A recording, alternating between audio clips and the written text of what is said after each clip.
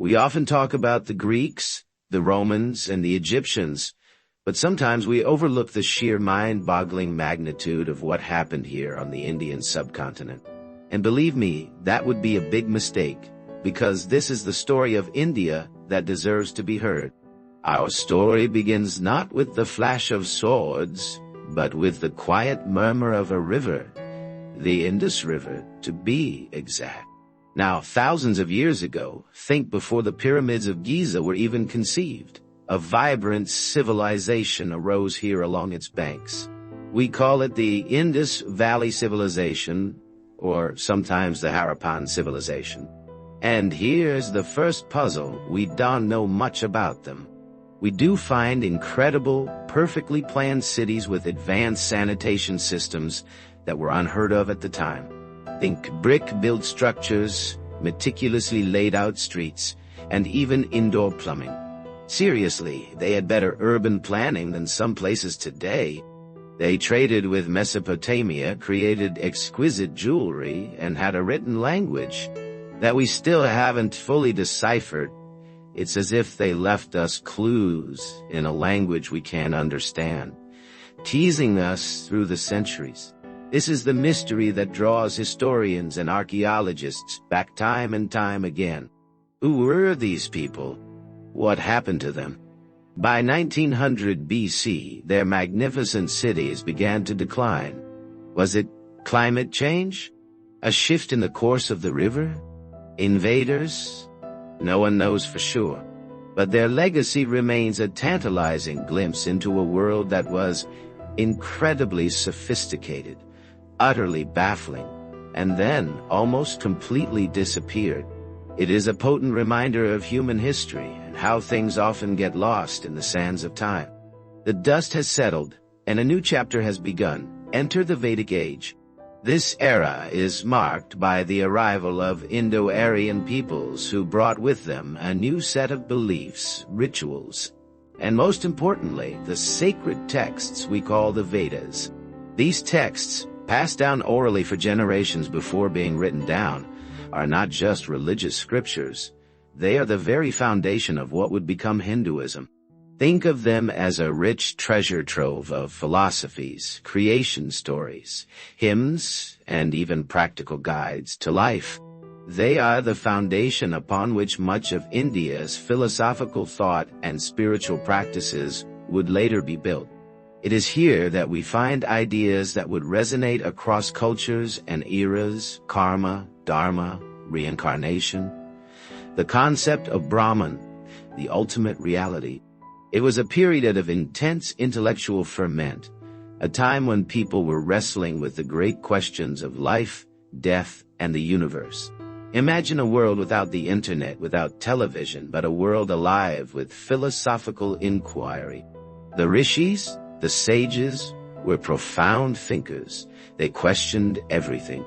They explored the depths of the human mind and the mysteries of consciousness. And their discoveries, their meditations, their insights, they became the building blocks for a culture that valued introspection, wisdom, and spirituality. The Vedic period saw the emergence of a social hierarchy, the Varna system, which, although complicated and much criticized today, was an integral part of the social structure of the time.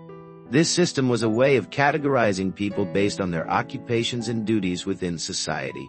It is important to remember that history is not always comfortable, and we must understand these structures within the context of their time. The Vedic era ushered in a period of immense political turmoil.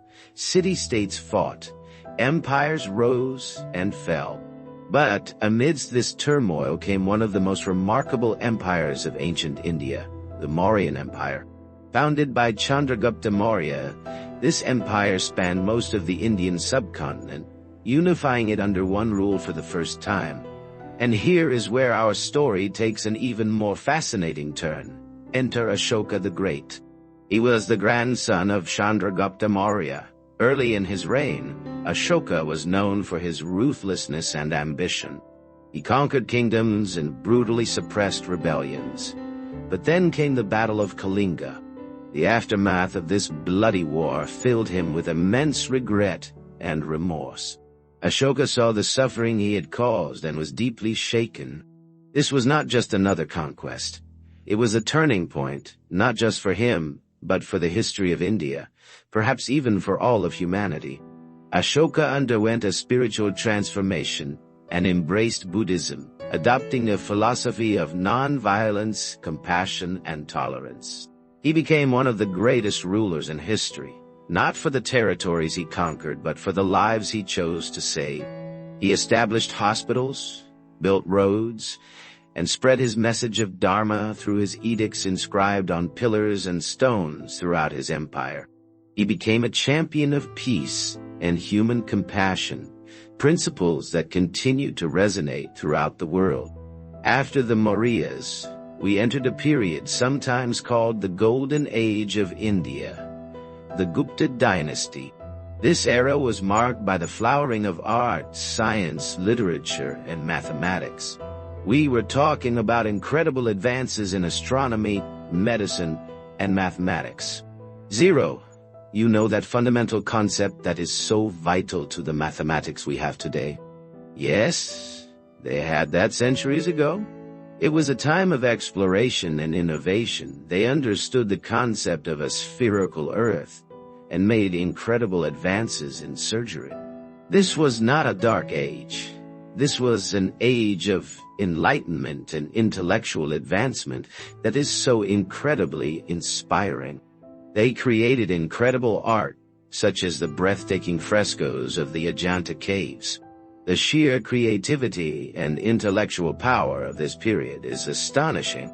The Gupta Empire eventually fell apart, but the seeds of knowledge and innovation they planted continued to flourish in the centuries that followed.